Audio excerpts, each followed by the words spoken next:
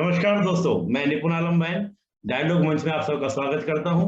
जैसा कि आप जानते हैं, डायलॉग मंच का मोटिव यूथ को मोटिवेशन, एक सही डायरेक्शन और ऐसी जानकारी जिनको पुस्तकों, मैगजीन, अखबारों में कहीं ना मिलती हो, उसको देना भी हमारा क्या है, एक पार्ट होता है जिसमें हम स्ट्रेटेजिक टॉक भी करते हैं।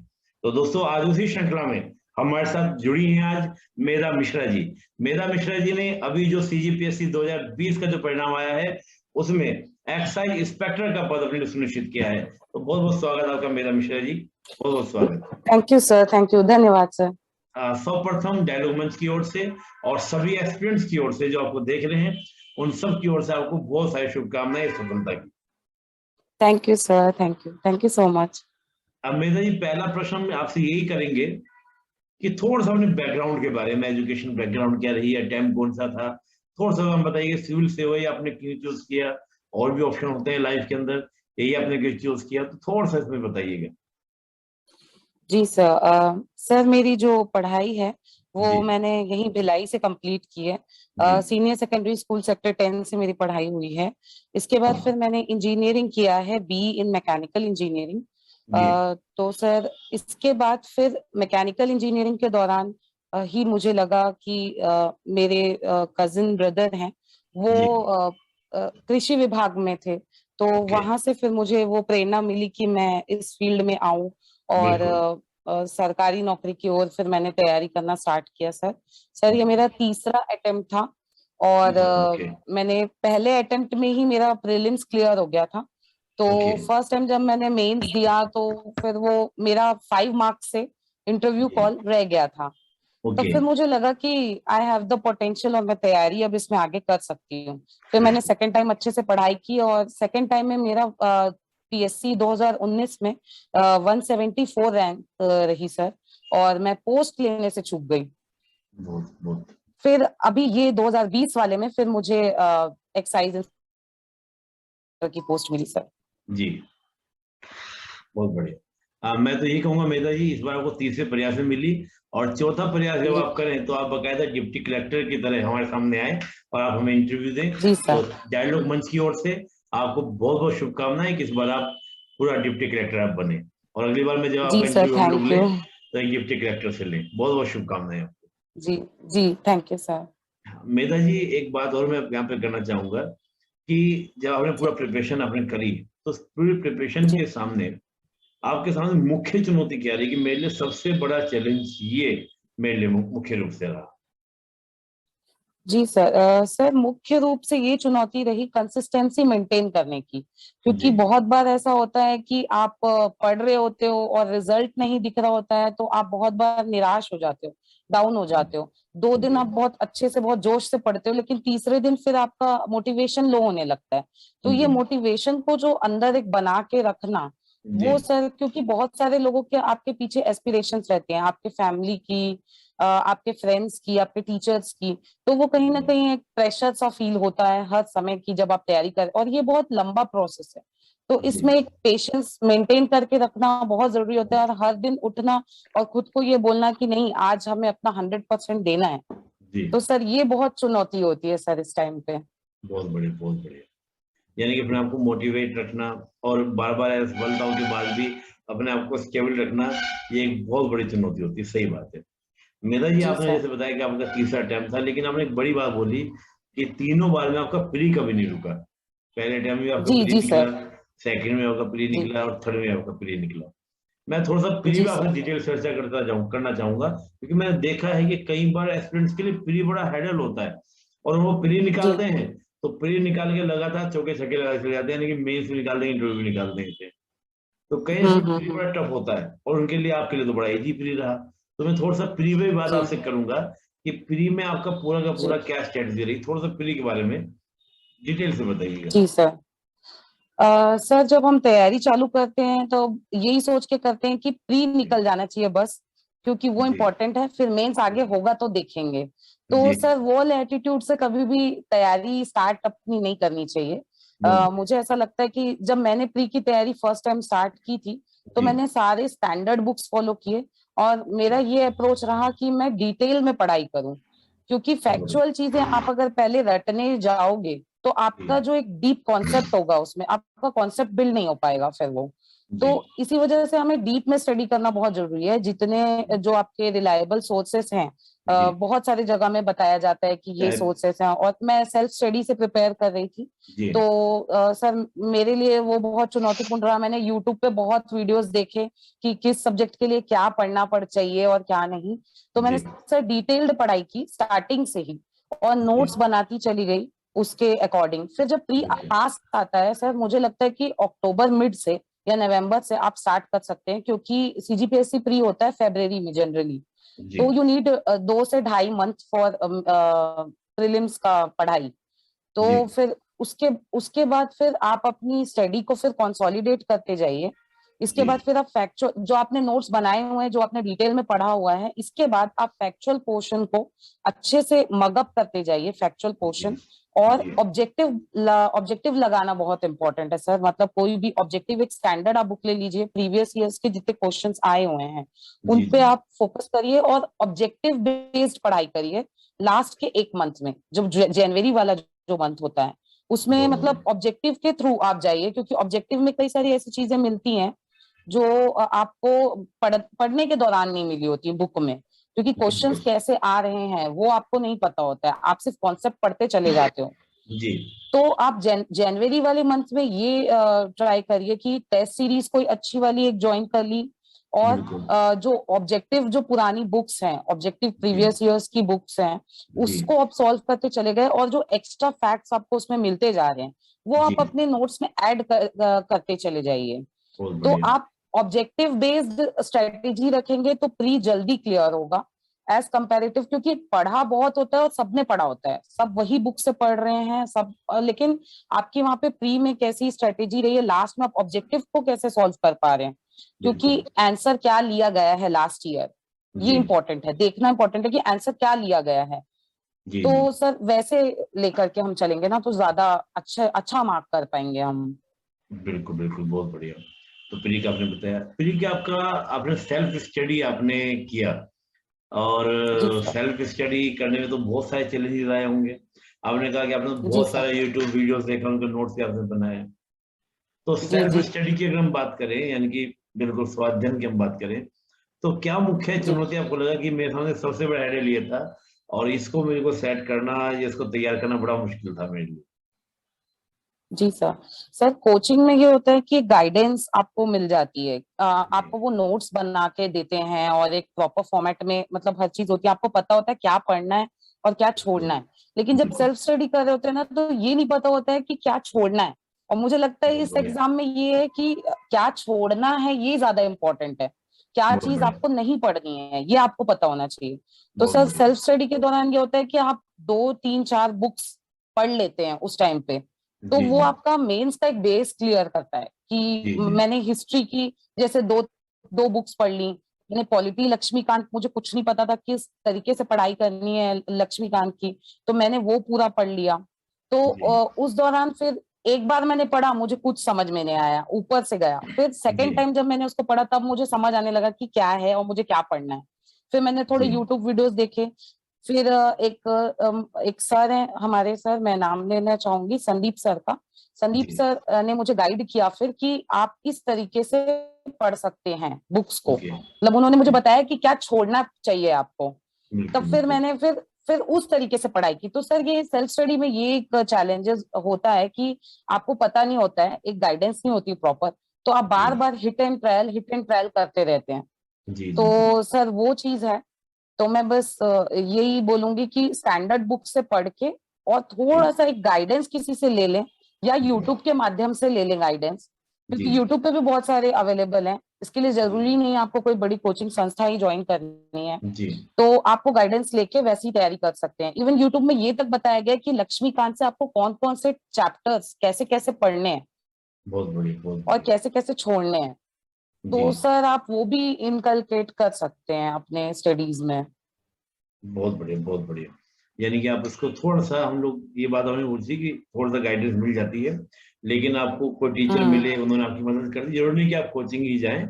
आपको अगर कोई गाइड करने वाला मिल हम्म। जाता है, आपके कोई ब्रदर हैं, जी बहन है, जी। कोई आपके नोन टू है, वो आपको मदद कर सकते हैं। वही आपके साथ में हुआ जी और आपने इसको करके दिखाया। जी हम थोड़ा जी सा सर। सोर्सेज की बात करें, प्री के सोर्सेज आपके कुछ बुक्स को पूरा अगर बताएं टॉपिक वाइज, तो वो जी काफी अच्छा रहेगा स्टूडेंट्स के लिए। आपने बुक्स कौन कौन सी जी पढ़ी, सर। मैगजीन कौन कौन सी पढ़ी, न्यूज़पेपर कौन कौन सा पढ़ा, तो उसको थोड़ा सा हम लोग जी विस्तार से बताएं इसको। जी सर। सर मैं हिस्ट्री से शुरुआत करूंगी। बिल्कुल। सर हिस्ट्री के लिए, मॉडर्न हिस्ट्री के लिए स्पेशली सर मैंने यूपीएससी की मटेरियल फॉलो की थी। स्पेक्ट्रम की बुक आती है तो मैंने उसी से ही तैयारी की है। जी जी जी। स्पेक्ट्रम मैंने पढ़ा है और मैंने बिपिन चंद्रा भी पढ़ा है, बट वो प्री के रिगार्डिंग उतना मस्ट नहीं है। जी मतलब स्पेक्ट्रम से काम हो जाएगा, स्पेक्ट्रम आप जी पढ़ सकते हैं। जी और जो मिडीवल और एंशियंट वाला जो पोर्शन है, उसके जी लिए आप लूसेंट पूरा फुल एंड फाइनल लूसेंट से आप तैयारी कर सकते हैं प्री बहुत के लिए। बढ़िया, तो बहुत उसमें बढ़िया। फैक्चुअल चीजें बहुत अच्छी से दी हुई हैं। और जैसे मैंने कहा कि आपको नोट्स अपडेट करते रहने हैं, तो जब जी हम फिर ऑब्जेक्टिव सॉल्व करेंगे जी सर, वो एक आती है, मतलब कोई भी एक ऑब्जेक्टिव की बुक आप उठा लें जो पुरानी जो भी है, जिसमें जी प्रीवियस ईयर्स के क्वेश्चंस दिए हुए हैं, उसमें जितने क्वेश्चंस आ रहे हैं तो वो आप जी अपने नोट्स में फैक्चुअल पोर्शन में आप ऐड करते चले जाएं। जी तो जी ल्यूसेंट और स्पेक्ट्रम का कॉम्बिनेशन था मेरा हिस्ट्री में। जी और सर इसके बाद फिर पॉलिटी के लिए मैं बोलूंगी लक्ष्मीकांत। पूरा जी होल हार्टेडली लक्ष्मीकांत ही आपको पढ़ना है, लास्ट तक वही फॉलो करना है, प्री के लिए भी मेंस के लिए भी, कुछ अलग नहीं है। जी लक्ष्मीकांत पढ़ के उसके नोट्स प्रॉपर से बना लें और उसको थोड़ा बार बार रिवाइज करने की जरूरत है। जी और फिर उससे रिलेटेड क्वेश्चंस देख लें, जैसे जी मैंने बताया कि प्रीवियस ईयर्स के जो भी हैं। जी इसके बाद सर एनवायरमेंट की सर शंकर आईएएस की एक बुक आती है, उसमें काफी अच्छे से दिया हुआ है। जी और सर जैसे ऑब्जेक्टिव की बुक आती है, उसमें भी मतलब सामने के पोर्शन में कुछ एनवायरमेंट से रिलेटेड फैक्चुअल चीजें दी होती हैं, बिल्कुल तो बिल्कुल। आप वो भी ऐड ऑन कर सकते हैं शंकर आईएएस के साथ में। जी और इसके बाद फिर साइंस के लिए सर मैंने लूसेंट फॉलो किया था, और क्लास ओके। 10th की बुक मैंने फॉलो की थी, जो हमें मेंस में भी पढ़नी होती है। क्लास 10th की आप या एनसीईआरटी ले लीजिए, या तो फिर सीजी बोर्ड की 10th की बुक ले लीजिए साइंस के जी लिए। तो मैंने जी वो ही फॉलो की थी सीजी बोर्ड के लिए। और ल्यूसेंट से कुछ कुछ जो पीछे उसके ऑब्जेक्टिव दिए होते हैं, जो जी प्रीवियस ईयर्स में आए होते हैं, वो मैंने लास्ट में सॉल्व किए थे साइंस के लिए। ओके। इकोनॉमिक्स के लिए सर रमेश सिंह सर की बुक आती है, ये भी यूपीएससी का स्टैंडर्ड ही है, तो उससे मैंने कुछ कुछ पोर्शन उससे पढ़े हैं।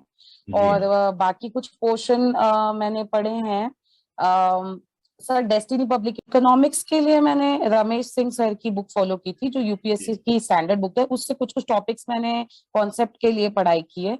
और जी डेस्टिनी पब्लिकेशंस की इकोनॉमिक्स की बुक आती है, तो वो मैंने फैक्चुअल पोर्शन के लिए देखा था। जी और वही ल्यूसेंट के क्वेश्चंस लगाए थे, ल्यूसेंट ऑब्जेक्टिव के मैंने क्वेश्चंस लगाए थे इकोनॉमिक्स जी के लिए। जी जी इसके बाद जो बहुत ही इंपॉर्टेंट पोर्शन है, जो पूरा 50 मार्क्स का आता है, वो है सर छत्तीसगढ़ जीएस का पोर्शन जो है। जी इसके लिए बहुत सारे बुक्स अवेलेबल हैं। जी मैंने उसके लिए हरीराम पटेल फॉलो किया था जी छत्तीसगढ़ जीएस के लिए, और मैंने पूरा लास्ट तक मेंस तक हरीराम पटेल ही पढ़ा है। और ओके। उपकार की बुक भी पढ़ी है मैंने, उपकार की बुक और हरीराम पटेल दोनों मैंने क्लब करके उस टाइम पढ़ा था। जी तो ये मुझे छत्तीसगढ़ जीएस में बहुत हेल्प किया। मदद किया। और जो मैंने ऑब्जेक्टिव ऑब्जेक्टिव लगाई थी, वो मैंने लगाई थी प्रतियोगिता सारांश टूटेजा ट्यूटोरियल्स की। जी जी जी जी तो ये प्रतियोगिता सारांश में पिछले आए हुए क्वेश्चंस इसमें पूरे दिए हुए होते हैं, और जो आ जी सकते हैं वैसे क्वेश्चंस भी रहते हैं।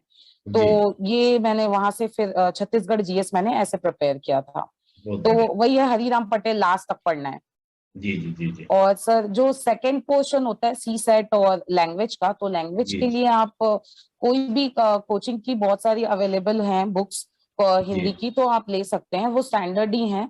जी बाकी ल्यूसेंट मैंने फॉलो किया था, और एक विनय कुमार पाठक का आती है हिंदी ग्रंथ अकेडमी की, मैंने जी विनय कुमार पाठक और ल्यूसेंट की बुक फॉलो की है। बिल्कुल। और मुस्कान पब्लिकेशंस की हिंदी के ओके लिए ओके स्पेशली। ओके और ओके। इसके बाद सर मैथ्स के लिए सी सेट आप थोड़ी थोड़ी बनाते रहिए, रोज एक एक घंटा आपको सी सेट के लिए देना बहुत जरूरी है, बहुत क्योंकि बढ़िया। अल्टीमेटली वो क्वालिफाइंग है। तो जी आपको उसमें भी मार्क्स लाने हैं, क्योंकि कई लोग का फर्स्ट पेपर बहुत अच्छा जाता है लेकिन सेकंड पेपर रुक जाता है मैथ्स की वजह से। तो बिल्कुल। उस पे भी हमें ध्यान देना है, सिर्फ हिंदी के भरोसे नहीं जाना है, क्योंकि फिर वो ऐसा हो जाता है कि मैथ्स का पोर्शन भी एक बहुत बड़ा रोल प्ले करता है।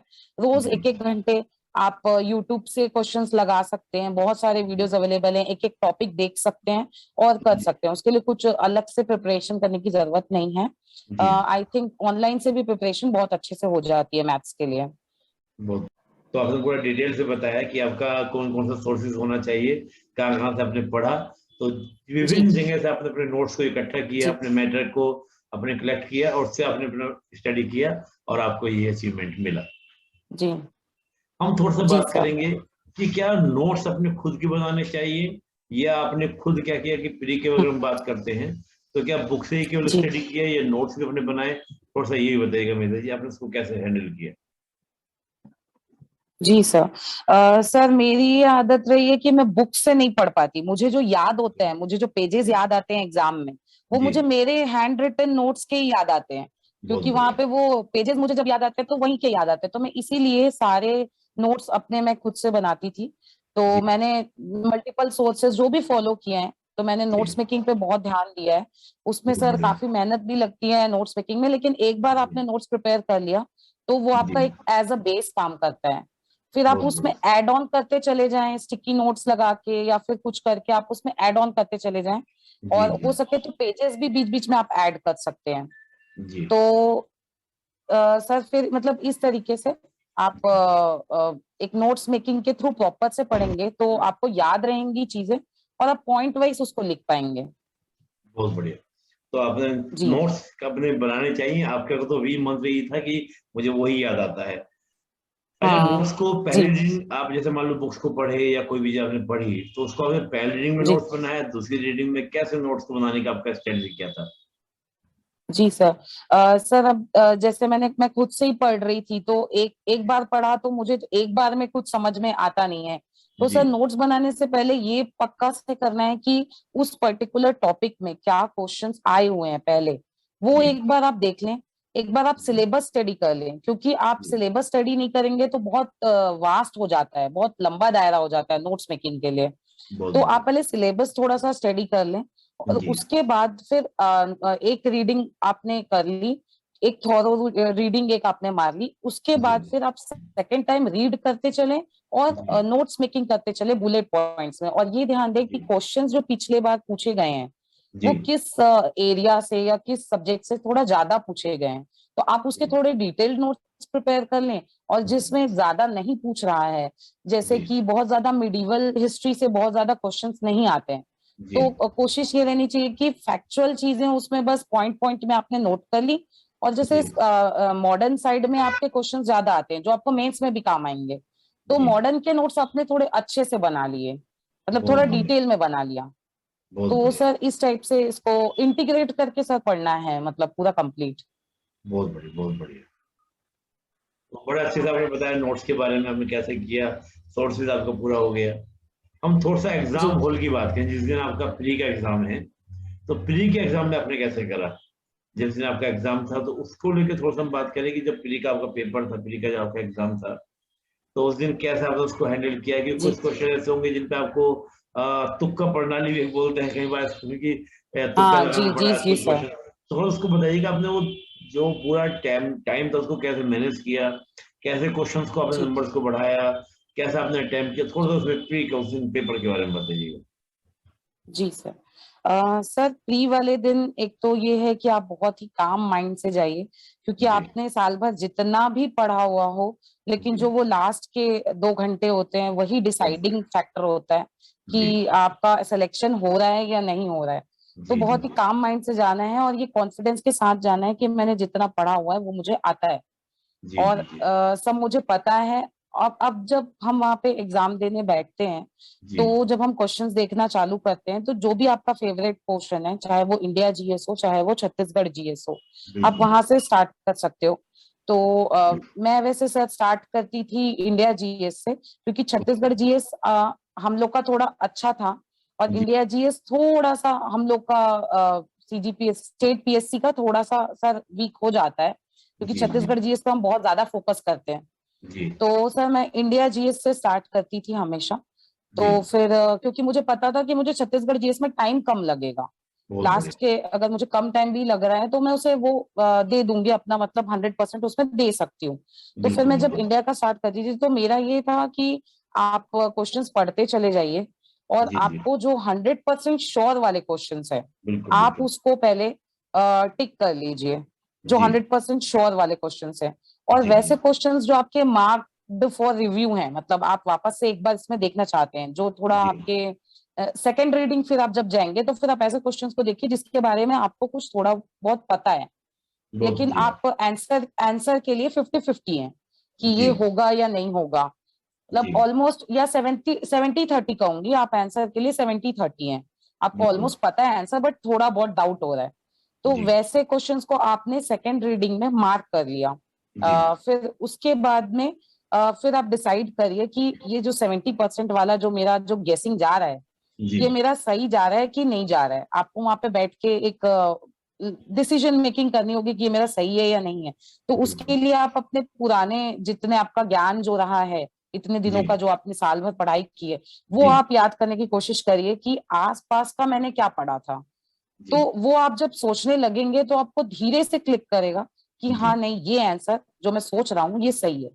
बहुत तो बढ़िया। फिर आप वहां से फिर आप मार्क कर लेते हैं और बहुत चांसेस होते हैं, ऑलमोस्ट 90% चांसेस होते हैं कि वो सही होता है आपका आंसर। बहुत क्योंकि बढ़िया। आपने वो पढ़ा हुआ होता है, बस आप कुछ डर की वजह से या नर्वसनेस की वजह से आपको उसमें ड्यूअल थॉट आता रहता है, जी, लेकिन जी, वो आपको पता होता है। तो वैसे बहुत बढ़िया। क्वेश्चंस फिर हो गए। फिर आप थर्ड अटेम्प्ट में, फिर आप जब थर्ड बार जब पेपर रीडिंग करने जाते हो तो इसमें वैसे क्वेश्चंस आते हैं। अब छत्तीसगढ़ जीएस भी आपने इसी तरीके से कंप्लीट कर लिया। अब आपने पूरा पेपर कंप्लीट कर लिया है तो अब 100 क्वेश्चंस में मान लीजिए आपके फर्स्ट बार में पूरे जो आपने मार्क किए जी, 70-30 वाले रेशियो के हिसाब से भी, तो जी, आपके क्वेश्चंस मान लीजिए आपने 70 मार्क किए हैं, जो आपको जी, लग रहा है कि ऑलमोस्ट सही ही होंगे, इसमें एक दो ही गलत हो सकता है, बस इससे बहुत ज्यादा की चांसेस नहीं है। ये वो वाले क्वेश्चंस है, मतलब 60 क्वेश्चंस है मान लीजिए कि जो आपके एकदम परफेक्ट जा रहे हैं। इसके बाद जी, आपको अटेम्प्ट तो बढ़ाना ही पड़ेगा क्योंकि अभी कंपटीशन इतना ज्यादा है जी, कि अब लोग 100 में 95 भी अटेम्प्ट कर रहे हैं, 97 भी अटेम्प्ट कर रहे हैं। और बहुत कट बढ़िया। ऑफ हर साल अप जाता है, कभी डाउन जाता है, तो इसमें जी, फ्लक्चुएशन बहुत हो रहा है। बहुत। तो बीइंग अ जनरल कैंडिडेट आप बाहर भी हो सकते हो। तो आप जी, अटेम्प्ट करोगे तो भी आप अटेम्प्ट करोगे या नहीं करोगे, उस केस में दोनों केस में आप बाहर ही होगे। तो इसी जी, वजह से एटलीस्ट अटेम्प्ट बढ़ाना जरूरी है। तो सर बहुत वहां बैठ बढ़िया। के वो इंटेलिजेंट एक गैसिंग आती है, जो मैं जी, बोलती हूँ हमेशा इंटेलिजेंट गैसिंग हमारे फ्रेंड सर्कल में हम लोग का चलता है वैसा। तो जी, फिर वैसे क्वेश्चंस लेने हैं हमें, जैसे 60 क्वेश्चंस हमारे एकदम सही है। अब बहुत इसके बढ़िया। बाद हमें बढ़ाना कितना है, ये रेंज होना चाहिए। तो जी, हमें जैसे 20 क्वेश्चंस का रेंज बढ़ाना है या 25 क्वेश्चंस का रेंज बढ़ाना है, मुझे 85 क्वेश्चंस मार्क करने हैं। तो अब यहाँ पे इसमें गेसिंग चलेगी आपकी। तो आप वहां जी, पे बैठ के कोई क्वेश्चन को फिर आप ध्यान से देखेंगे और फिर सोचेंगे कि एक इंटेलिजेंट गैस क्या हो सकता है एलिमिनेशन मेथड के थ्रू, बिल्कुल, कि ठीक है ये आंसर तो हो ही नहीं सकता, ये हो ही नहीं सकता, हाँ ये हो सकता है।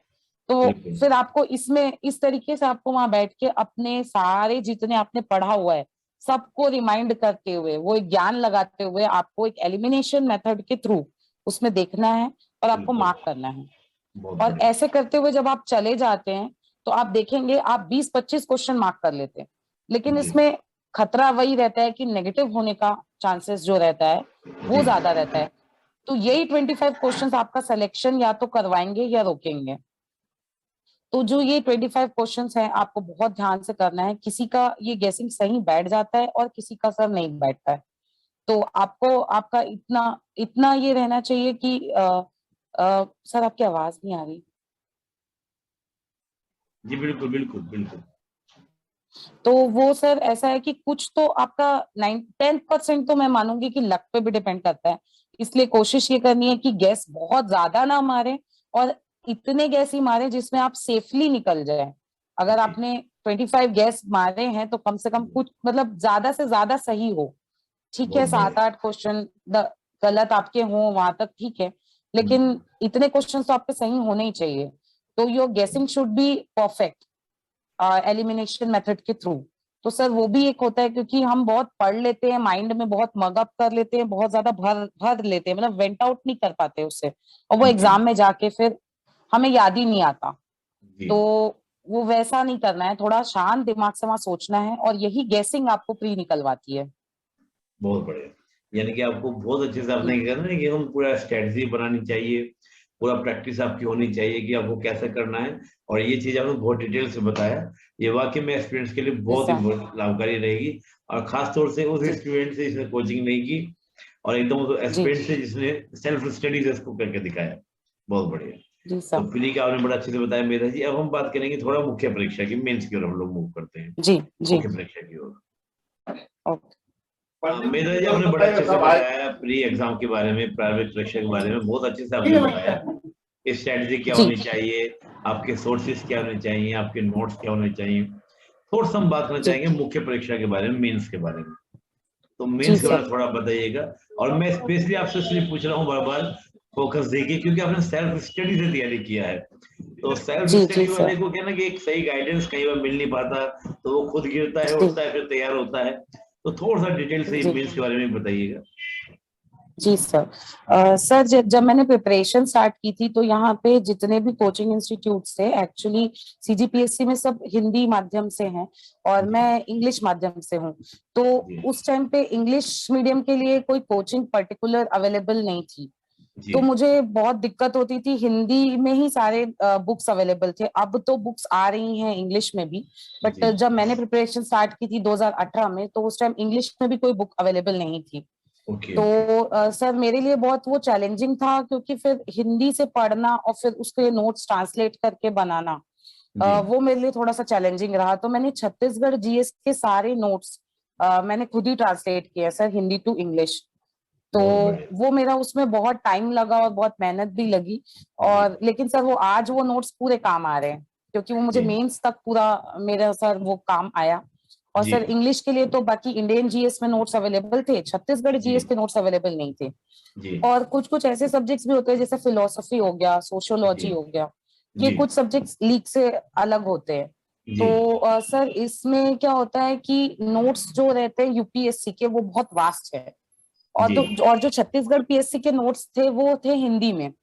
जी जैसे टूटेजा ट्यूटोरियल्स की फिलोसफी की बहुत अच्छे नोट्स थे, जी लेकिन जी हिंदी में होने की वजह से मुझे समझ आते नहीं थे। तो जी फिर जी मैंने वो सारे नोट्स गूगल ट्रांसलेट के थ्रू इंग्लिश में ट्रांसलेट करके जी। टेक्निकल वर्ड्स को, फिर मैंने उसको फिलोसफी के नोट्स वैसे प्रिपेयर किए थे। बहुत बढ़िया। इंग्लिश के वर्ड्स उसमें डिक्शनरी में सर्च करके, इसको हिंदी को इंग्लिश में क्या बोलते हैं, वो इस टाइप से, मतलब सर वो पूरी एक रही फिलोसफी के लिए। जी क्योंकि मैं जी। अगर यूपीएससी के मटेरियल लेने जाती तो वो बहुत वास्ट हो जाता। बहुत तो बढ़िया। और कोचिंग के नोट्स बहुत प्रिसाइज थे। जी तो फिर मैंने वो एक लिया, फिर बाद में डेस्टिनी पब्लिकेशंस की बुक आई फिलोसफी की, फिर जी मैंने उससे देख के अपने नोट्स फिर एनहेंस किए। और जी फिर तब तक मैं लेकिन ट्रांसलेट कर चुकी थी जी ऑलरेडी, और फिर बाद में मैंने उसमें एनहेंसमेंट करते चली गई। जी जी जी तो सर सॉरी, इस तरीके से सर थोड़ा चैलेंजिंग रहा मेंस की प्रिपरेशन, क्योंकि जी सब कुछ ट्रांसलेट करना पड़ रहा था। जी बट वंस आपने एक बार नोट्स बना लिए, यही प्रोसेस आपको सर फिर वैसा सिखाता भी है जी कि आप खुद से सारी चीजें पढ़ रहे होते हो, तो जी मल्टीपल सोर्सेस से, तो ये आपके नॉलेज भी बढ़ाता है। और जब आपकी मेंस आंसर राइटिंग होती है, तो जी। वो चीज में आपके बहुत काम आता है वो सारी चीजें। बहुत बढ़िया।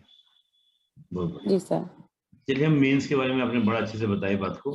मेंस में थोड़ा सा हम बात करना चाहेंगे कि आपने जैसे जी प्रिपरेशन किया, तो क्या आपने कुछ राइटिंग प्रैक्टिस भी किया, और आपके मेन जी सोर्सेज क्या रहे, उसको थोड़ा बताइएगा। आपके सोर्सेज क्या जी रहे, और आपने क्या जी जी प्रैक्टिस किया, कैसे किया। जी सर। सर मैंने पेपर वन की जो तैयारी की लैंग्वेज की, तो जी इंग्लिश मीडियम वालों का हिंदी थोड़ा वीक ही होता है। तो जी हमें हिंदी में बहुत परेशानी हुई, क्योंकि एट्थ जी नाइन्थ के बाद से हिंदी पढ़ा ही नहीं था। जी जी तो बुक्स तो अवेलेबल थे, बट उसको मगअप करने में, पढ़ने में बहुत टाइम जाता है। तो जी जी हिंदी जी की पर्टिकुलरली मैंने बहुत तैयारी की है जी मुस्कान पब्लिकेशन से। और जो जी छत्तीसगढ़ ग्रंथ अकेडमी की जी जो टेक्स्ट बुक है विनय कुमार पाठक की, वो जी जी छत्तीसगढ़ी लैंग्वेज के लिए भी और हिंदी के लिए भी, तो जी जी वो मैंने फॉलो की और उसे मल्टीपल टाइम्स पढ़ा है सर, बहुत बार पढ़ा है, एक भी उसका कॉर्नर मैंने छोड़ा नहीं। और मैंने बहुत पढ़ा है उसे, बहुत बार। और मुस्कान पब्लिकेशंस की बुक थी, उससे मैंने पढ़ा है। जी और ल्यूसेंट पढ़ा है मैंने फर्स्ट जी पेपर के लिए। इंग्लिश सर मेरा अच्छा था, तो इसीलिए मैंने उस पर बहुत ज्यादा वर्क नहीं किया। जी। लेकिन मैं बोलना चाहूंगी बाकी लोगों को कि लूसेंट अच्छी बुक है इंग्लिश के लिए, और बहुत टुटेजा बढ़िया। पब्लिकेशंस की बुक आती है इंग्लिश की, तो वो बहुत बढ़िया। प्रिसाइज नोट्स है उसके। तो ओके ओके वो ओके। इंग्लिश लैंग्वेज के लिए हो गया। तो जी सर जी फर्स्ट जो पेपर था उसमें मेरे मेरे 135 मार्क्स है, तो जी उसमें जी सर जी। अच्छे मार्क्स स्कोर हो गए। बहुत बढ़िया। सर इसके बाद फिर सेकंड पेपर एसे है सर, तो जी एसे में मुझे 143 मार्क्स मिले। जी एसे मेरा अच्छा रहा, क्योंकि एसे के लिए तो सर मुझे लगता है एसे का एक पूरा क्यूमुलेटिव होता है सर। मैं इसे लास्ट में जी लेना चाहूंगी, पेपर 2 मैं जी लास्ट में डिस्कस करना चाहूंगी। जी जी पेपर 3 सर, इसमें sir Chhattisgarh GS, Chhattisgarh history होता है, जी इंडियन जी हिस्ट्री होता है, और कॉन्स्टिट्यूशन होता है। तो जी सर मैंने जैसे प्री के लिए बताया था कि मैंने दोनों क्लब करके पढ़ा था, मैंने मतलब डिटेल में पढ़ा था। जी तो जो मैंने डिटेल में पढ़ा था वो मुझे मेंस में काम आया। जी तो मैं सिलेबस को, मैं सबसे पहले बोलूंगी मेंस की तैयारी करने वालों के लिए कि सिलेबस आप बहुत बहुत अच्छे से रीड करिए, दो जी से तीन बार रीड करिए, और सिलेबस जी के एक एक लाइन से आपको आंसर राइटिंग करनी है। आप जी एक लाइन लिख के उसमें फिर आंसर राइटिंग करिए। जी जी। और पॉइंट वाइज लिखना होता है, 1 2 जो पॉइंट वाइज हम लिखते हैं वो। और अगर बिल्कुल कुछ बिल्कुल। क्रिएटिव हो सकता है, जैसे हम कुछ करंट से लिंक कर पा रहे हैं किसी जी आंसर को, आपने कहीं जी न्यूज़पेपर में पढ़ा है और हम करंट से लिंक कर पा रहे हैं, तो आप वहां पे डालिए, फ्लो चार्ट्स के थ्रू थोड़ा सा बता दीजिए। जी क्रिएटिविटी सर अभी थोड़ा अप्रिशिएट हो रही है सीजीपीएससी में, जी क्योंकि जो यूपीएससी में होता था अब वो लेवल सीजीपीएससी में भी आ चुका है। जी तो अब हमें वैसा क्रिएटिव राइटिंग आपको देनी पड़ेगी। आप जी एकदम वो कन्वेंशनल राइटिंग, आप उससे आपको मार्क्स नहीं मिलेंगे। क्योंकि सर मैंने देखा 2019 वाले में भी उसमें मार्क्स नहीं मिला था, मैंने 2020 में फिर उसमें थोड़ा वर्क किया, और फिर मैंने जी उसमें थोड़ा चार्ट्स, फ्लो चार्ट्स वगैरह डालने चालू किए थे। जी तो सर इसमें थोड़ा अच्छा स्कोर हुआ। जी इसके बाद सर फोर्थ पेपर साइंस और मैथ्स का होता है। जी तो साइंस के लिए सर 10th की बुक जो मैंने स्टार्टिंग में भी बताई थी, जी तो उससे आपको प्रिपेयर करना है। और जो एक्स्ट्रा एक दो कॉन्सेप्ट आप एक्स्ट्रा कुछ पढ़ना चाहते हैं, तो वो आप ल्यूसेंट से हेल्प ले सकते हैं, या 11th जी। की बुक से भी देख सकते हैं। 11th की बहुत बुक में भी बढ़िया। काफी डिटेल में दिया हुआ है। तो जी उससे आप पहले नोट्स अपने प्रिपेयर कर लें, जितने वही syllabus, stick to the syllabus, मैं यही बोलूंगी, स्टिक टू द सिलेबस जितना दिया हुआ है, बहुत ज्यादा नहीं पढ़ना है, और जी। सिलेबस का कुछ चीज छोड़ना नहीं है, ये बहुत है। बढ़िया। जी तो और मैथ्स, आपको मैथ्स वाले पोर्शन में आपको प्रैक्टिस की जरूरत लगेगी, तो वही जी दिन का 1 घंटा या 2 घंटा आपको मैथ्स में, 1 से 1.5 घंटा कम से कम मैथ्स डेली आपको बनाना है। जी और जो उसका थर्ड पोर्शन होता है साइंस एंड टेक्नोलॉजी, इसका जो रहता है वो करंट से काफी कनेक्टेड होता है, तो आप जी करंट में थोड़ा अपडेटेड रहिए। और जी दिल्ली आईएएस के नोट्स हैं जो साइंस एंड टेक के लिए भी अच्छे हैं, साइंस के लिए भी अच्छे हैं, आप उससे भी मदद ले सकते हैं। तो जी जैसे जो बुक के थ्रू नहीं, मतलब चाह रहे हैं नोट्स फॉर्मेट में मिल जाए, तो दिल्ली आईएएस का काफी अच्छा नोट्स है, तो जी आपको उससे मदद मिल जाएगी। लेकिन मैं फिर भी बोलूंगी कि 10th की बुक से आप उसे सप्लीमेंट करते रहें। 10th बिल्कुल की बुक बिल्कुल। से, 11th की बुक से उसको सप्लीमेंट करना बहुत जरूरी है, क्योंकि कोचिंग के नोट्स जो भी हैं जी उसमें, लेकिन जो टेक्स्ट बुक होती है वो हमेशा जी आपकी उससे हमेशा बेटर ही होगी, आपको हमेशा कुछ नया ही मिलेगा टेक्स्ट बुक में। जी तो आप उससे अपने नोट्स मिक्स करके बनाएं, जी दिल्ली आईएएस के नोट्स और इससे, क्योंकि इंग्लिश मीडियम वालों के लिए दिल्ली आईएएस ही मेन आता है, मटेरियल जो आता है अवेलेबल होता है। बिल्कुल इसके बाद बिल्कुल। सर फिर फिफ्थ पेपर इकोनॉमिक्स का है। सर जी इकोनॉमिक्स में मुझे 137 मिला है जी फिफ्थ पेपर में। तो ये इकोनॉमिक्स वाला पोर्शन, और छत्तीसगढ़ ज्योग्राफी और इंडियन ज्योग्राफी वाला पोर्शन है ये। जी तो सर इसमें ज्योग्राफी में आपको बहुत ज्यादा से ज्यादा मैप्स बनाने हैं, जी चाहे वो इंडिया का हो चाहे छत्तीसगढ़ जीएस हो। जी जो भी आप लिख रहे हैं साइड में एक मैप से अपने आंसर को जरूर सप्लीमेंट करिए। पॉइंट वाइज लिखना है वो मैंने पहले ही बता दिया। जी और पैराग्राफ जहां लग रहा है वहां यूज करिए, पर बहुत ज्यादा ना पैराग्राफ होना चाहिए ना बहुत ज्यादा पॉइंट होना चाहिए। जी मैं बोलूंगी दोनों का मिक्स होना चाहिए, दोनों का, कुछ जगह पॉइंट्स, कुछ जगह वो साइड में एक मैप। और अगर बहुत ज्यादा स्पेसिंग की कमी होती है, तो जैसे मेरा था कि मैं कॉपी 2 पार्ट में डिवाइड कर लेती थी। जी एक पार्ट में मैंने डायग्राम बना लिया, एक पार्ट में मैंने रिटर्न वर्क कर लिया। जी या तो फिर रिटर्न वर्क ही है तो मैंने हाफ हाफ डिवाइड कर लिया, मैटर ज्यादा है तो मैंने जी दोनों में फिर पॉइंट पॉइंट वाइज करके मैंने लिख लिया। तो जी, इसमें भी सर आप कंटेंट ज्यादा डिलीवर कर पाते हो और कम स्पेस में कर पाते हो।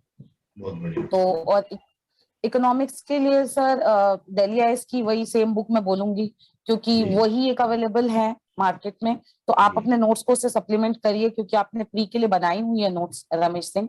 और मेंस का थोड़ा सिलेबस अलग है इकोनॉमिक्स का, तो जी, सिलेबस को ध्यान में रखते हुए और थोड़ा सा आप नेट की मदद भी ले सकते हैं, यूट्यूब वगैरह से भी आप नोट्स प्रिपेयर कर सकते हैं। और दिल्ली आईएएस ये क्लब करके आप जी, इकोनॉमिक्स के बहुत अच्छे नोट्स तैयार कर सकते हैं, लेकिन उसमें बहुत बढ़िया। करंट सप्लीमेंट करेंगे तो ज्यादा बेटर है। जी, जी, इसके जी, बाद फिर सिक्स्थ पेपर फिलोसफी वाला, जैसे कि मैंने आपको बताया था सर कि मैं पूरा ट्रांसलेट किया है। जी, टूटेजा पब्लिकेशन की बुक आती है फिलोसफी की, वो जी, मैंने पूरी ट्रांसलेट की है हिंदी, ये हिंदी टू इंग्लिश। ओके, तो वो था एक। और सर पतंजलि आईएएस की थी मेरे पास एक यूपीएससी का मटेरियल, तो जी, मैंने उससे कुछ कुछ चीजें उससे ली हैं, सप्लीमेंट किए, क्योंकि इंग्लिश की टर्मिनोलॉजी थोड़ी समझ नहीं आती है, हिंदी इंग्लिश थोड़ा दिक्कत हो रहा था, तो मुझे गूगल ट्रांसलेट में भी दिक्कत होता था, तो मैंने फिर वो पतंजलि आईएएस से सप्लीमेंट किया। तो जी, फिलोसफी के नोट्स मैंने वैसे बनाए हैं। जी, और सोशियोलॉजी सर मैंने डेस्टिनी पब्लिकेशन फॉलो की थी सोशियोलॉजी के लिए।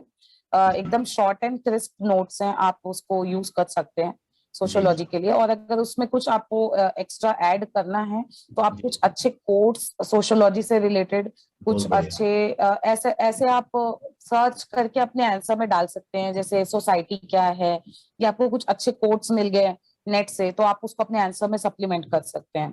बहुत बढ़िया। और उसमें आपको सारे सोशियोलॉजिस्ट के नाम मेंशन करने जरूरी हैं, जब तक आप वो नाम मेंशन नहीं करेंगे तो सोशियोलॉजी में नंबर भी नहीं मिलता है। बहुत बढ़िया। तो सारे उनके नाम, और वैसे फिलोसॉफी में फिलोसोफर्स के नाम मेंशन करने हैं, उन्होंने जो जी, बोला है उसको बोल्ड में लिख के और मतलब इस टाइप से अंडरलाइन करके उसको थोड़ा मेंशन करना है, तो उसमें मार्क्स ज्यादा मिलते हैं। बढ़िया। और थर्ड पोर्शन इसका छत्तीसगढ़ कल्चर का होता है, ये जी, बहुत ही स्कोरिंग है, छत्तीसगढ़ वाला पोर्शन सब में बहुत ज्यादा स्कोरिंग है। जी, तो हरीराम पटेल जो हमने जो प्री के टाइम पे पढ़ा था फैक्चुअल चीजें, जी, वो अब उसका टाइम वो आपको अब इसमें मेंस में काम आएगा। अब आप उसको थोड़ा अच्छे से एक्सप्लेन करते हुए उसको लिख सकते हैं। मैंने बढ़िया। छत्तीसगढ़ का भी पूरा ट्रांसलेट किया था इंग्लिश में, तो जी, वही दो दो लाइंस उसके बारे में, तो आप इंग्लिश में आप देखेंगे इवेंचुअली आप लिख लेते हैं।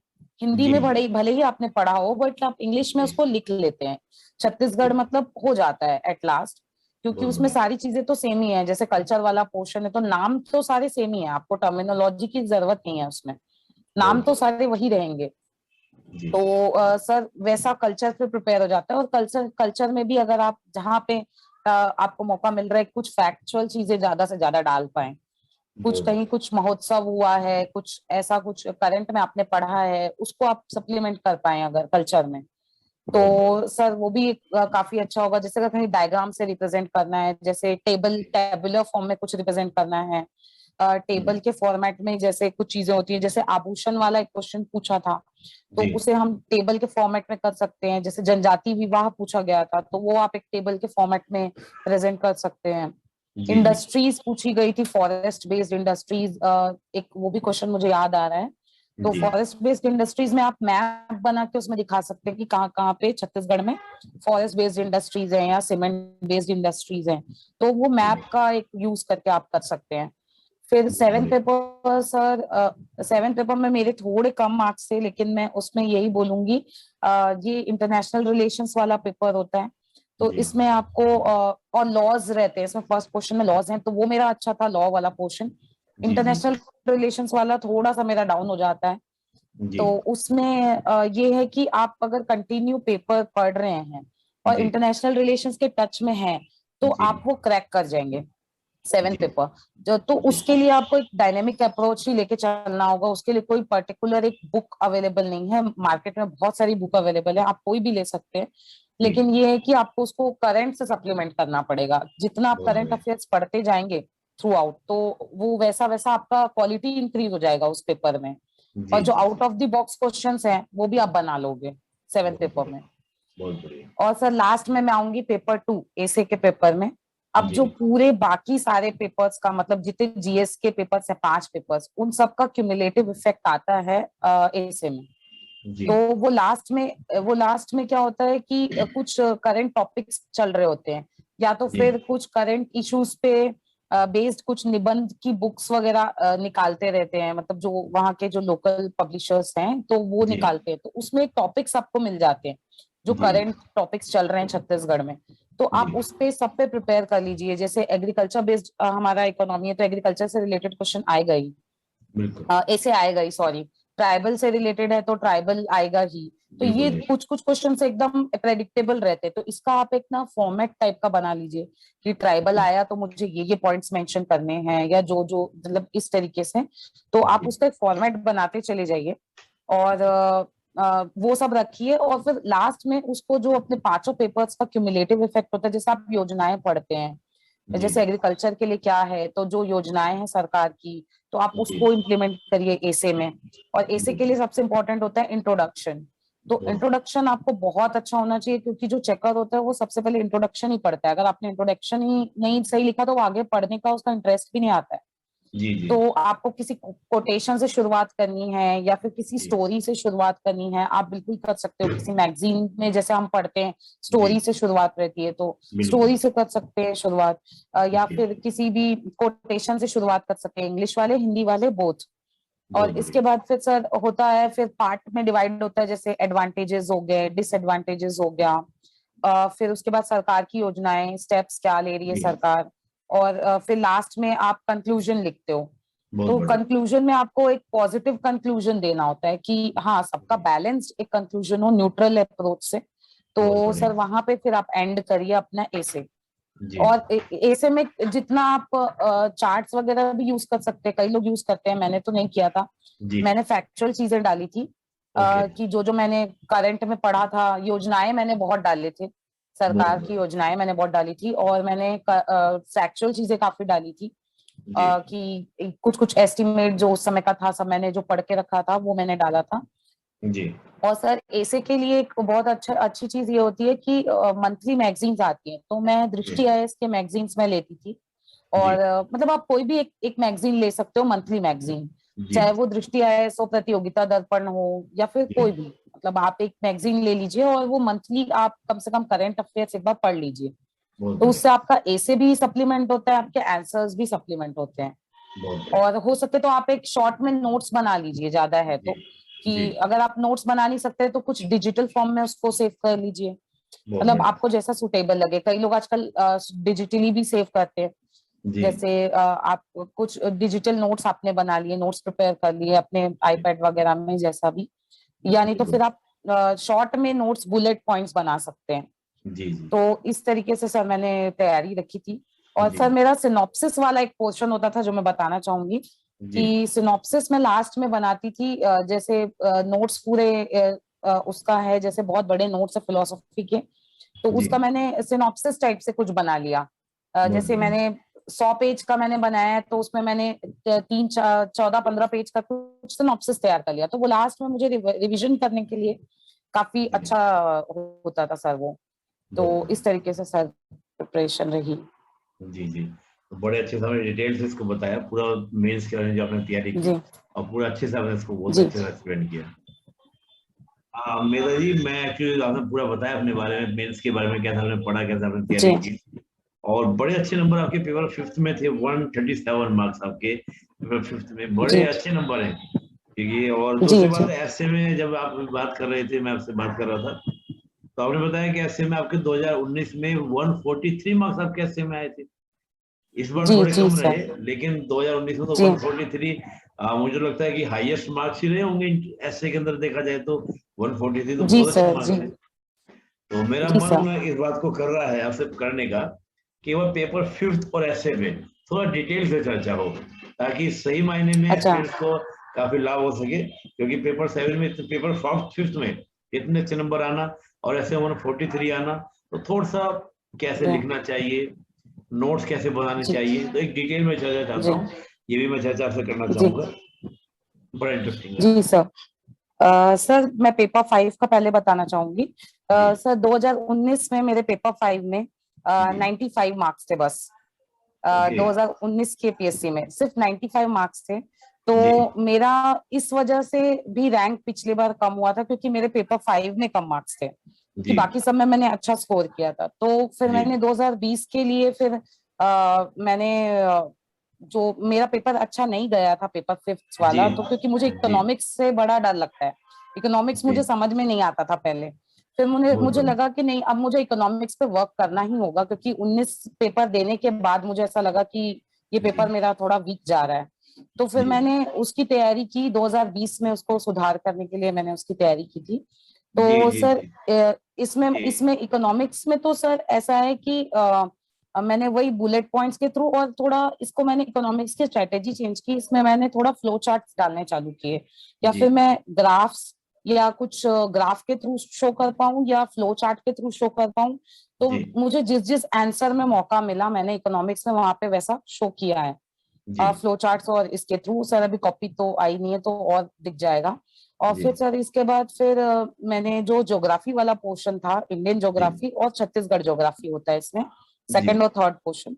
तो जी सर जैसे मैंने बताया कि मैप्स के थ्रू रिप्रेजेंट करना, ओके। तो ज्योग्राफी में जैसे सीमेंट इंडस्ट्रीज है, जी तो मैंने उसको पूरा रिप्रेजेंट किया। फॉरेस्ट बेस्ड इंडस्ट्रीज है, उसको रिप्रेजेंट, कुछ भी आप बता रहे हैं, अगर यहाँ पे ये फॉरेस्ट कहाँ मिलता है, तो आप जी साइड में एक छोटे से मैप से आप उसे सप्लीमेंट करते चले जाएंगे। तो मुझे लगता बिल्कुल। है कि वो मेरे लिए बहुत अच्छा हुआ। 95 से 137 मिलना, तो वो जी ये मैंने जो इम्प्रूवमेंट की थी ना मैप्स की, वो मुझे सर बहुत फायदा हुआ मुझे सर उससे। जी और मेरा ये आपने इतने अच्छे से जी बताया, तो मेरा मन खुद जी कर रहा है। मुझे पता है कि जब आपको एस्पिरेंट सुन रहे होंगे तो उनका भी मन कर रहा होगा कि आप इकोनॉमी का जी कोई एक टॉपिक कैसे आपने उसको पढ़ा, कैसे आपने उसके नोट्स बनाए, अगर बता देंगे। क्योंकि मेरा खुद मन कर रहा है कि आपने ज्योग्राफी का जैसे बताया, इकोनॉमी जैसे बताया, और इकोनॉमी आपका भी बहुत टफ था, और 2019 में आपके हाँ, वन ओनली 95 मार्क्स आए, और आपने जी एकदम जी पूरा पूरा एक हमने गैप पूरा फिल किया 42 मार्क्स का। आपने 42 मार्क्स अपने जी अच्छे लिए। तो ये आपने जो इकोनॉमी में काम किया, कैसे आपने काम किया, जो वीक पोर्शन है उस पे काम करके एक अच्छे जी नंबर लिया ना, that is the real warrior. इसको एक रियल वॉरियर कहा जाएगा। जी जी सर। और मैं चाहूंगा जी कि थोड़ा सा एक टॉपिक पे, और जैसे हमने ज्योग्राफी का बोला कि सीमेंट फैक्ट्री का क्वेश्चन आया तो मैं उसको मैप में दिखाया, तो मैं थोड़ा सा ही चाह रहा हाँ कि क्योंकि स्टूडेंट्स के लिए रियल हेल्प होगी, अगर आप उसको एक बार नोट्स के थ्रू बता के दिखा देंगे कि हम नोट्स स्क्रीन पे दिखा देंगे, उसको हाँ, हम लोग करेंगे, तो स्टूडेंट्स के लिए बहुत लाभकारी रहेगा। वो हम बात कर देते हैं। जी हम जी सर, बात मैं आपको भेजती हूँ। जी जी। तो मेरा जी आपने मेंस का बड़ा अच्छा बताया, और आपने कह भी दिया कि मैं आपको समय दूंगी ताकि स्टूडेंट्स के लिए बड़ा लाभकारी रहे। हम इंटरव्यू के जी बारे में बात करें। मेरा जी आपका इंटरव्यू कैसा रहा? और जैसा मैं देख रहा था जी इंटरव्यू में, अगर आपको अच्छे नंबर मिल गए हो तो आपकी रैंक और अच्छी आई होती। तो इंटरव्यू में जी थोड़ी जी सर। कंजूसी ना होती, बोर्ड थोड़ा मेहरबान रहा होता, हाँ तो आज मेरा जी अच्छे रैंक पर होते। तो मेरा ये जी जी सर। आपका क्या एक्सपीरियंस रहा, थोड़ा बताइए। भले ही कम नंबर का रहे, जी लेकिन सर। कुछ एक्सपीरियंस, क्योंकि आदमी क्या करता है, ये जो कई बार कम आता है, फेलियर होता है, उससे सीखता है कि हाँ, या मेरी वीकनेस रही होगी, या मेरी कमी रही होगी। हाँ तो आपको इंटरव्यू में कैसा फेस हुआ, ये बताइएगा थोड़ा, फील क्या हुआ, क्या फेस जी किया? जी सर। सर इंटरव्यू में वैसे मैंने मैंने जब पूरी तैयारी की थी, तो सर मेरा फर्स्ट प्रेफरेंस मैंने डीएसपी डाला था एक्चुअली। जी मुझे पुलिस विभाग में जाने का काफी मन है, तो मैंने जी डीएसपी डाला था। तो मैंने डीएसपी से रिलेटेड सारी चीजें तैयार करके मैं गई थी ऑलरेडी। जैसे जी छत्तीसगढ़ में नक्सलिज्म की समस्या है, तो मुझे कुछ बहुत तो पता आइडिया था ही कि जी नक्सलिज्म तो पूछेंगे ही। और जो जी करंट के मुद्दे थे वो हम लोग ग्रुप डिस्कशन में आपस में हम डिस्कस किया करते थे, फ्रेंड्स सारे। जी तो सब अपने अपने पॉइंट्स रखा करते थे, तो वो नोट डाउन हम साथ में करते चले जाते थे इंटरव्यू के जी पहले। जी तो सबका अपना अपना एक नॉलेज होता है और बोलने का तरीका होता है, तो वो हम लोग साथ में हमने जो भी प्रिपरेशन की है सर जितने, तो वो बहुत काम आया सर, ग्रुप स्टडी है। और फिर जी जब मैं इंटरव्यू में गई थी तो एक पहली बार जब इंटरव्यू दिया था 2019 में, जी तो नर्वसनेस काफी थी, क्योंकि जी कैसा बोलना है, क्या बोलना है, क्योंकि एक जी पूरा पैनल होता है आपके सामने, एक जी अलग माहौल होता है, तो पहले से वो प्रेशर बिल्डअप रहता है कि बिल्कुल अंदर बिल्कुल जाके पता नहीं क्या क्वेश्चन होगा, हम जवाब दे पाएंगे या नहीं दे पाएंगे। जी तो जब अंदर एंटर करते हैं तो वहां का माहौल सर काफी लाइटन रहता है। बिल्कुल वैसा बिल्कुल बिल्कुल बिल्कुल भी नहीं रहता जैसा हम सोच के जाते हैं कि बहुत जी ज्यादा टफ होगा या बहुत पूछा जी जाएगा अंडर प्रेशर। बहुत जी शांति से सब बैठे होते हैं सर, पैनल काफी इंटेलेक्चुअल पैनल होता है। जी और लेकिन सब बहुत कंफर्टेबल फील कराते हैं, ऐसा बिल्कुल जी ही नहीं लगता कि हम इंटरव्यू देने आए हैं। जी ऐसा लगने लगता है कुछ टाइम के बाद, क्योंकि हार्ट बीट बहुत हाई रहती है जैसे आप एंटर करते हैं और आप वहां पे बैठते हैं।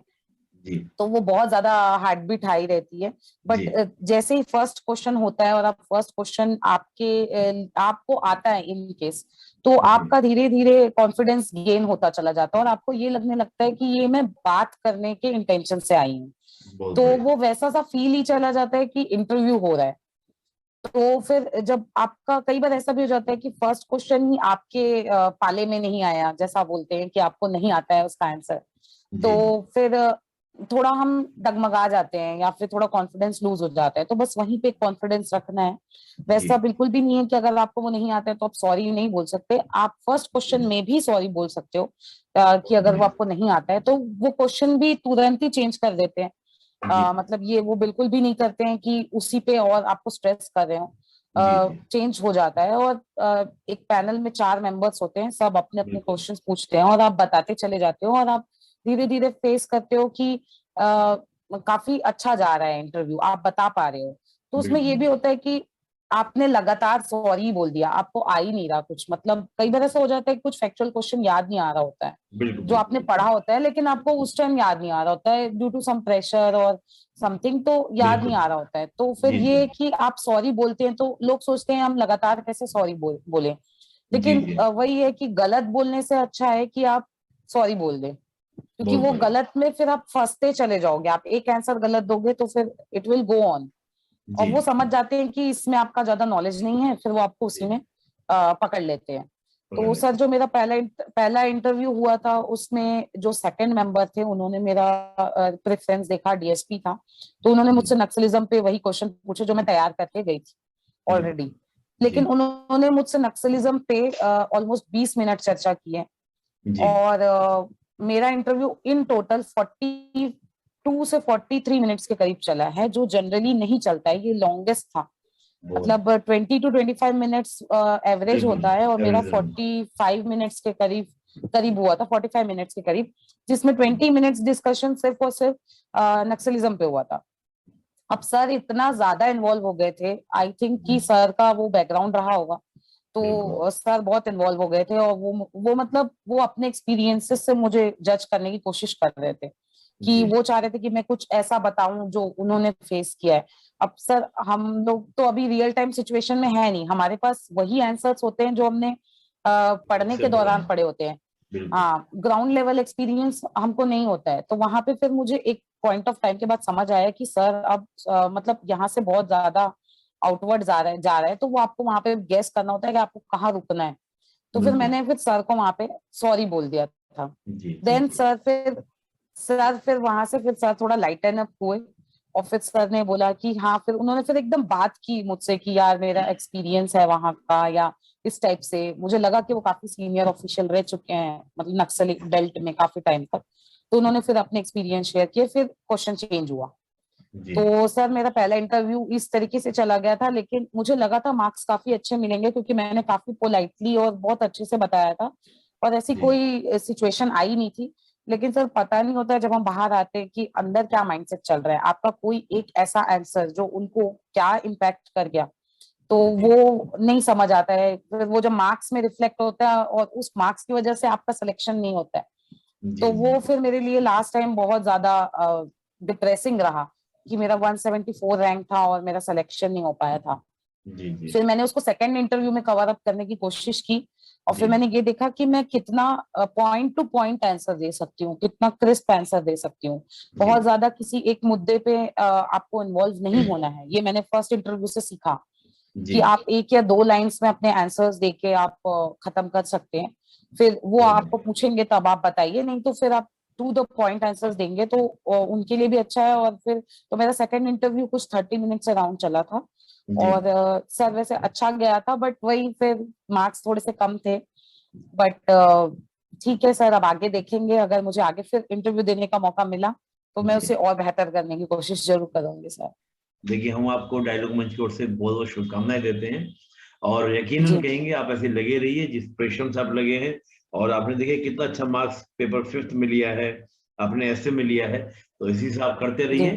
तो आपको इंटरव्यू की जी कमी भी सर। दूर हो जाएगी और मेंस में अगर अच्छे नंबर आ जाते जी हैं, इंटरव्यू में कुछ कम जी रह जी भी जाता है। जैसे आपको बहुत सारे जी जी एग्जाम्पल जी आप जो 2019 के टॉपर हैं निधि जी, उनको तो इंटरव्यू जी में काफी जी कम जी नंबर मिले थे, लेकिन मेंस में अच्छे लिए जी हैं। जी मेंस जी आपके पास, सर। आप कर लेंगे, आप इसको अच्छे से करेंगे। जी और हम शुभकामनाएं देते हैं अगली जी बार हम आपका इंटरव्यू लें तो एज ए जी डिप्टी सर। कलेक्टर आपका जी इंटरव्यू लें, तो बहुत बहुत शुभकामनाएं आपको। जी sir, thank you sir, thank you. जी मेधा जी, कोई लास्ट मैसेज, क्योंकि आपका काफी समय मैंने ले लिया, सभी जी एस्पिरेंट्स के लिए, और आप अपनी सफलता का श्रेय अपने लेवल के जी अलावा किसी और को देना चाहें जी तो वो जी भी आप दे सकते हैं, और कुछ मैसेज सभी एस्पिरेंट्स के लिए आप देना चाहें। जी। सर, मैं अपनी सफलता का श्रेय सबसे पहले तो मेरे मम्मी पापा को देना चाहूंगी, जी क्योंकि अगर उन्होंने मुझ पे वो विश्वास नहीं किया होता और मुझे बाहर नहीं रखा होता, क्योंकि मैं अपने घर से बाहर रहती हूँ, तो वो बिल्कुल। मेरे सारे मुझ पे वो विश्वास करके मुझे वहां भेजा है पढ़ने के लिए सर। तो मैं जी रायपुर में रह के तैयारी कर रही थी। तो जी मैं सबसे पहला श्रेय तो मेरे मम्मी और पापा को देना चाहूंगी। जी उसके बाद सर, फ्रेंड्स का रहा काफी सपोर्ट, जिसमें हमने ग्रुप स्टडी की। और जी। सर, मैं नालंदा परिसर को स्पेशली बोलना चाहूंगी। रायपुर में जो एक ओके। नालंदा परिसर ऑक्सीड रीडिंग जोन है, जी। हमारा दिन और हमारी रात वहीं चालू होती थी, वहीं खत्म होती थी। बहुत तो बढ़िया। सर, मैं नालंदा परिसर को बहुत थैंक्स कहना चाहूंगी। और जो मेरे जी मेंटोर रह चुके हैं, संदीप सर और जी। मनोज अग्रवाल सर, इनको मैं एक श्रेय देना चाहूंगी सर। बहुत बढ़िया। जी और मैसेज आप सभी एस्पिरेंट्स के लिए। जी जी सर। सर, मैसेज बस यही देना चाहूंगी कि हार्डवर्क के साथ साथ स्मार्ट वर्क बहुत जरूरी है आज के कॉम्पिटिटिव वर्ल्ड में। तो हार्ड प्लस स्मार्ट वर्क का कॉम्बिनेशन और एक कंसिस्टेंट एफर्ट रखना बहुत जरूरी है। आप लगातार पढ़ते रहिए और बिल्कुल भी डिमोटिवेट नहीं होना है, क्योंकि बहुत सारे टाइम्स ऐसे आएंगे जब आपको आपका रिजल्ट नहीं दिखेगा आता हुआ। तो जी। उस टाइम आपको और पुश करने की जरूरत है अपनी लिमिट्स। बहुत बढ़िया। जब आपको लगता है कि आप फेलियर हो रहे हैं, तो आपको और पुश करना है और नेक्स्ट टाइम फिर सर फॉल होके फिर राइज करना है। तो सर, एस्पिरेंट्स के लिए मेरी सर यही एक मैसेज रहेगा। बहुत बढ़िया। तो बहुत बहुत जी धन्यवाद मेधा जी, आपका आपने समय जी दिया, और सभी एस्पिरेंट्स के लिए इंटरव्यू। मेधा जी, आपने फ्रेशर के लिए, एस्पिरेंट्स के लिए आपने बहुत कुछ बोला। आप कुछ और जी भी कुछ मैसेज देना चाहें अपनी ओर से, आप मैसेज दे सकते हैं। जी कुछ सर। और कहना चाहें, कुछ और अ, मैसेज देना चाहें। सर, बस मैं यही बोलूंगी कि असफलता होती है जब आप एक मिशन पे निकलते हैं, तो जी आप रास्ता भी भटकते हैं और आप जी फेल भी होते हैं। जी लेकिन आपको रुकना नहीं है, क्योंकि जी मिशन अभी कंप्लीट नहीं हुआ है। जर्नी जी हमेशा जारी रहनी चाहिए। और जब तक आपकी मंजिल आपको नहीं मिल जाए, तब तक आपको जी रुकना नहीं है जी। और थकना तो बिल्कुल भी नहीं है। हर बार जब भी आप गिरे, तो और दुगनी एनर्जी से आप उठें और फिर से अपने लक्ष्य की ओर निकल जाएं। तो सर, बस मैं यही बोलूंगी एस्पिरेंट्स को कि कंसिस्टेंट एफर्ट से लगे रहें, एक ना एक दिन सक्सेस जरूर मिलेगी। बहुत बढ़िया। मैं मेधा जी, आपको तो ये कहूंगा कि पहले तो आपके जो माता पिता हैं या आपके जो मेंटर आपके रहे हैं, उनको हमारा डायलॉग मंच का नमन, उनको आपको हमारा नमन कहिएगा कि उन्होंने जी आपको जी बहुत सर। तरह से आपकी हेल्प की, आपकी सहायता की, और आप इस मुकाम पे खड़े जी हुए। मेरे मन में एक प्रश्न आ रहा है कि आपने कहा कि मुझे रायपुर रहकर पढ़ने का मौका दिया, अवसर दिया। जी कई बार गर्ल्स जी को लेकर इस प्रकार की दिक्कतें आती हैं कि गर्ल्स को माँ जी बाप जी सर। परमिशन नहीं देते। तो आप गर्ल्स के लिए कोई जी मैसेज देना चाहेंगे सभी, जी भाई जी इस सर। तरह की सर, चुनौतियां मैं आएंगी तो बिल्कुल कैसे। जी बिल्कुल बोलना चाहूंगी सर। सर, मैं सिंगल चाइल्ड हूँ अपने मदर फादर की। जी लेकिन फिर भी मेरे मदर फादर ने ये डिसाइड किया कि मैं घर से 40 किलोमीटर दूर रह के भी मैं पढ़ सकूं। और सर, सिर्फ इस वजह से क्योंकि मुझे वो एटमॉस्फेयर, वो माहौल मिल पाए, जी नालंदा लाइब्रेरी में पढ़ सकूं मैं, तो इस वजह जी से उन्होंने मुझे बड़े कहना चाहिए दिल पे पत्थर रखकर भेजा था। और आजकल सर, मतलब माता पिता को मैं ये कहना चाहूंगी कि बच्चों पे भरोसा करें। लड़कियां जो हैं बहुत पोटेंशियल रखती हैं आगे आने का। जी उनमें अगर एक होम मेकर बनने की काबिलियत है, तो जी। उनमें देश को चलाने की भी काबिलियत है। तो बहुत बढ़िया। वो एक सर, उन पे भरोसा रखें कि उन पे अपना पूरा फेथ रखें कि वो ये कर सकती हैं, और उनको मोटिवेट करते रहें। मैं जब जी भी वीक पढ़ती थी, तो मेरी मदर हमेशा मुझे कहती थी कि नहीं बेटा, कोई नहीं, जो हो गया जाने दो, आगे देखो। तो बहुत बस बढ़िया। सर, ये मोटिवेशन की बहुत जरूरत है। और जैसे पापा मुझे हमेशा कहते हैं कि आपको ये नहीं सोचना है घर में क्या हो रहा है, क्या नहीं जी चल रहा है, हम कैसे जी मैनेज कर रहे हैं, जी। लेकिन हमको आप पे ट्रस्ट है, आपको कुछ बड़ा करना है। तो आप जिस जर्नी में निकले हो, अब आपको यहाँ से पीछे मुड़ के देखना नहीं है, और घर में क्या चल रहा है ये तो बिल्कुल भी नहीं सोचना है। आप सिर्फ और सिर्फ अपने पढ़ाई पे फोकस कीजिए। तो सर इस तरीके का माहौल एक लड़की को प्रोवाइड करना बहुत जरूरी है, क्योंकि सर हमने देखा है जब जब भी हमने वो फेथ, वो ट्रस्ट लड़कियों में शो किया है, तो लड़कियां वो फ्लाइंग कलर्स लेके निकली हैं, चाहे वो कहीं भी हो, वो टॉपर रही हैं, चाहे मतलब हर फील्ड में सर, हर फील्ड में। तो सर इसलिए मेरा बस यही है कि पेरेंट्स जो हैं वो जैसे बेटों को समझते हैं वैसे बेटियों को भी समझें कि वो भी नाम रोशन घर का कर सकती हैं। बहुत बढ़िया। तो दोस्तों, मेधा जी ने कहा कि होम मेकर बन सकती है तो कुछ भी कर सकती है। और हम भी एक बात कहेंगे, अगर कुछ अभिभावक या पेरेंट्स हमारी वीडियोस को देख रहे होंगे, हमारे वीडियो को इंटरव्यू को देख रहे होंगे, तो मैं उनसे निवेदन ही करूंगा डायलॉग मंच की ओर से कि गर्ल्स को भी कम मत मानिए, उनको पढ़ने का मौका दीजिए। लड़का हो या लड़की, सब नाम रोशन कर सकते हैं और सब ही उनका घर में, समाज में योगदान हो सकता है। तो ऐसा मत सोचिए, सबको मौका दीजिए। हो सकता है कोई मेधा आपके घर में भी हो और वो भी कुछ अचीवमेंट करके दिखाएं। जी सर। बहुत बढ़िया। जी सर। मेधा जी, मैं अंत में एक बात और कहना चाहूंगा, क्योंकि इतना अच्छा आपने इंटरव्यू आपका चला, आपने प्री में सब कुछ डिटेल चर्चा की। खासकर पेपर 5 में ऐसे में तो आपने कमाल किया है, पेपर 5 में आपने कमाल किया है। तो अभी हम लोगों ने डायलॉग मंच के थ्रू एक पूरा मेंटरशिप प्रोग्राम हमने स्टार्ट किया है। तो मैं आपको सबके सामने आपको मैं कहूंगा कि इसके लिए समय निकालें, ताकि आपका कंट्रीब्यूशन सभी एस्पिरेंट्स के लिए सोसाइटी को हो सके। समय निकालिएगा और उसको बड़े अच्छे से उसको करेंगे। आगे की पूरा बताऊंगा मैं आपको कैसे प्रोग्राम रहेगा। और दोस्तों, आपको भी पूरा प्रोग्राम बताया जाएगा। आपको सीधे मेधा जी से इंटरेक्शन करने का मौका मिलेगा। और सबसे बड़ी बात है, जो सेल्फ स्टडी से बनी है, उनके सामने क्या चैलेंज थे, क्या चुनौती थी, उन्होंने नोट्स कैसे बनाए, उनके नोट्स बनने का तरीका कैसे था, बुक्स को पढ़ती तो कैसे पढ़ती थी, अखबार को कैसे पढ़ती थी, तमाम तरह के जो आपके प्रश्न हैं वो सब मेधा जी आपको उत्तर देंगी, आप उनसे जुड़ेंगे। तो बहुत बहुत धन्यवाद मेधा जी, आपने समय दिया और बहुत अच्छा लगा। मुझे पक्का यकीन है कि काफी कुछ सीखने को मिलेगा सभी एस्पिरेंट्स को। आपका बहुत बहुत आभार, बहुत बहुत धन्यवाद। Thank you sir, thank you, धन्यवाद सर आप लोग को भी। Thank you sir. जय हिंद।